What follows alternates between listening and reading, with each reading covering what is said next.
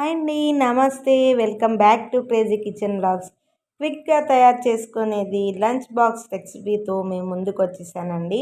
ఈరోజు lunch box రెసిపీతో చాలా క్విక్గా తయారు చేసే రెసిపీ చూపిస్తానండి. మనం వెజిటేబుల్స్ కట్ చేసుకొని పెట్టుకుంటే నిమిషాల్లో తయారైపోతుంది. అదిగోండి, ఇది వెజిటేబుల్ రైస్ అని చెప్పుకోవచ్చు. వెజిటేబుల్ రైస్ లాగా ఉంటుంది, క్విక్గా అయిపోతుందండి. ఒకసారి చూడండి. మనకి అందుబాటులో ఉన్న మసాలా దినుసులు వేసుకోవాలి. కొంచెం నూనె వేసుకొని మనకు అందుబాటులో ఉన్న మసాలా దినుసులు వేసుకోవాలి. కొంచెంసేపు అలా వేపుకోవాలి.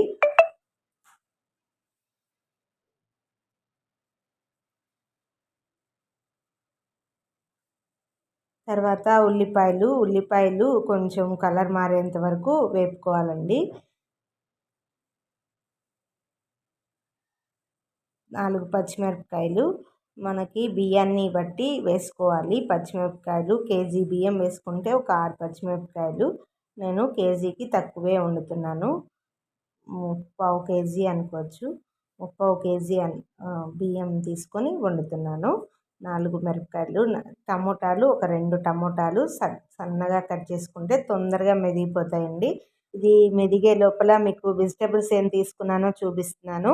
కొత్తిమీర, పుదీనా, బంగాళదుంపలు, క్యారెట్, బంగాళదుంపలు అన్నీ చిన్నగా కట్ చేసుకొని పెట్టుకున్నాను. అంతే. ఇది చాలా క్విక్గా అయిపోతుందండి. మార్నింగ్ మనం ఏం కూర చేయాలి, ఏం చేయాలి అనేది కాకుండా వెజిటేబుల్స్ అన్నీ ఉంటాయి కాబట్టి పిల్లలు కర్రీ కోసం కూడా చూడకుండా తినేస్తారు. చక్కగా బాగుంటుంది. ఒకసారి ట్రై చేసి చూడండి.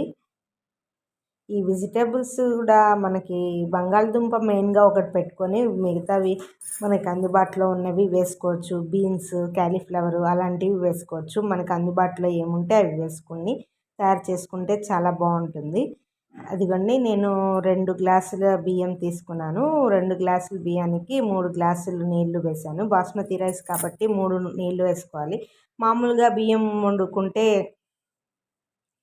4 నీళ్లు వేసుకోవాలండి. బఠానీలు ఉంటే బఠానీలు వేసుకోవాలి. బఠానీలు లేకపోతే స్కిప్ చేసేసుకోవచ్చు. బఠానీలు వేసుకుంటే కొంచెం మనకి పప్పు ఫ్లేవర్ వస్తుంది కదా, చాలా బాగుంటుంది. అంతా మరిగిపోయిన తర్వాత బియ్యం వేసేసుకోవటమే. దానికి టేస్ట్కి తగ్గట్టు ఉప్పు వేసుకోవాలి.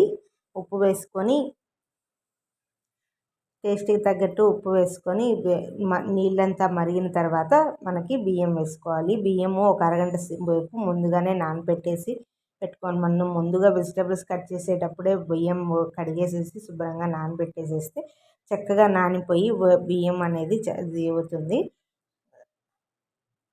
మనకి మధ్యలో చూసుకుంటూ ఉండాలి.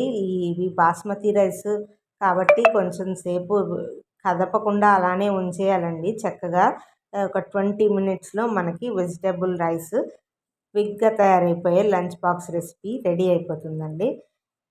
ఇది లాస్ట్లో కొంచెం నెయ్యి వేసుకుంటే గుమగుమలాడుతుంది. ఉప్పు ఎక్కువైనప్పుడు ఇలా నెయ్యి వేసుకుంటే చాలా బాగుంటుంది. నచ్చిందండి? లైక్ చేసి సబ్స్క్రైబ్ చేయండి.